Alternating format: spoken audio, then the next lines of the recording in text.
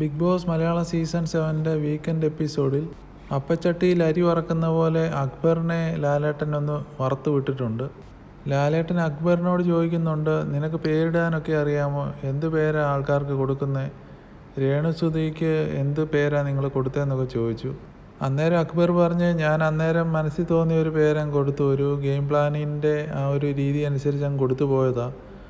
അത് പിന്നെ ഓർത്തപ്പോൾ അതൊരു വിഷമമായി. ഞാൻ രേണുസുധിയോട് ചെന്ന് സോറി പറഞ്ഞായിരുന്നു എന്ന് പറഞ്ഞു.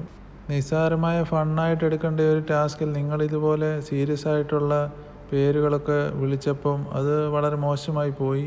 പ്രേക്ഷകരുടെ ഇടയിൽ നിങ്ങളെ ഇഷ്ടപ്പെടുന്ന ആൾക്കാരുണ്ട്, നിങ്ങളെ ഇഷ്ടപ്പെടാത്ത ആൾക്കാരുണ്ട്. അപ്പോൾ ഇതുപോലത്തെയൊക്കെ പേര് കൊടുത്താൽ എന്താകും സ്ഥിതി എന്നുള്ളത് നിങ്ങൾക്ക് ഊഹിക്കാവുന്നല്ലേ ഉള്ളൂ എന്നൊക്കെ പറഞ്ഞു. ബിഗ് ബോസിലുള്ള എല്ലാ കണ്ടസ്റ്റൻസിനോടും ലാലേട്ടൻ ചോദിച്ചു, നിങ്ങൾക്ക് ഈ അക്ബർ ഈ പേര് കൊടുത്തത് ഇഷ്ടപ്പെട്ടോ?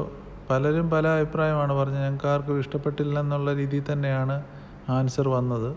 ലാലേട്ടൻ അക്ബർ ഖാനോട് അതെല്ലാം ചോദിച്ചു കഴിഞ്ഞിട്ട് രേണുസുധിയുടെ ആ ഒരു ആൻസറോടെ ചോദിക്കുന്നുണ്ടായിരുന്നു. രേണുസുധി ഇങ്ങനെ ഒരു പേരിട്ടപ്പോൾ എന്താണ് തോന്നിയത് എന്നൊക്കെ ചോദിച്ചു. രേണുസുധി പറഞ്ഞു, അല്ലാതെ ഞാനിങ്ങനെ ഒരു പേര് വിചാരിച്ചില്ല, വേറെ എന്ത് പേരാന്നേലും കുഴപ്പമില്ലായിരുന്നു. ഈ പേര് കേട്ടപ്പോൾ വല്ലാത്ത നാണം കെട്ട് നാറിപ്പോയി എന്നൊക്കെ എണ്ണിച്ചെന്ന് പറയുന്നുണ്ടായിരുന്നു. എന്നിട്ട് ലാലേട്ടൻ പറഞ്ഞു, ഇനിയും ഒരാഴ്ചയ്ക്കുള്ളിൽ രേണുസുധിയെ കൊണ്ട് അക്ബർ നല്ലൊരു വ്യക്തിയാണെന്ന് പറയിപ്പിക്കുക, അതാണ് നിങ്ങൾക്കുള്ള പണിഷ്മെൻറ്റ്. അങ്ങനെ പറഞ്ഞാണ് അത് അവസാനിപ്പിച്ചത്.